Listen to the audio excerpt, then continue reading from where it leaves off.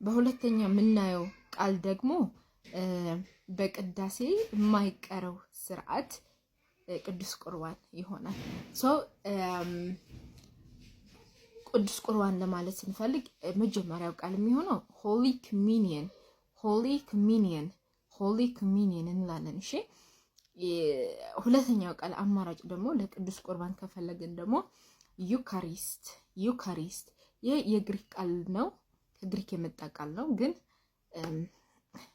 ኦርቶዶክሳዊ ቃል ስለሆነ በእንግሊዝኛ እንጠቀመዋለን። ዩካሪስት ኢ ነው የሚጻፈው እዚህ ጋር እንደምታዩት፣ ግን ዩ ከሚለው ነው የምናነበው። ዩካሪስት እንላለን።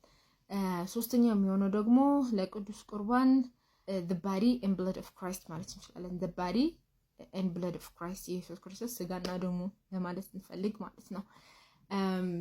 ሌላ አማራጭ ደግሞ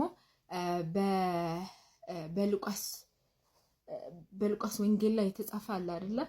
ምዕራፍ 22 ከቁጥር 19 እስከ 20 ላይ ኢየሱስ ክርስቶስ ከነደቀ መዛሙርት ጋር ሆኖ ቂጣና ዋይን ባርኮ እንደሰጣቸው ይገልጻል አይደለም? መጽሐፍ ቅዱሳችን ላይ ሰው ፈረንጆቹ the last supper ይሉታል፣ ለቅዳሴ የመጨረሻው እራት ማለት ነው። the last supper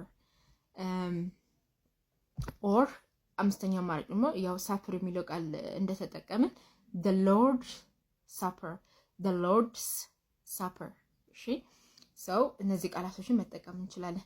ዩካሪስት፣ ሆሊ ኮሚኒየን፣ the body and blood of Christ እና the last supper or the lord's supper ማለት እንችላለን ቅዱስ ቁርባን ማለት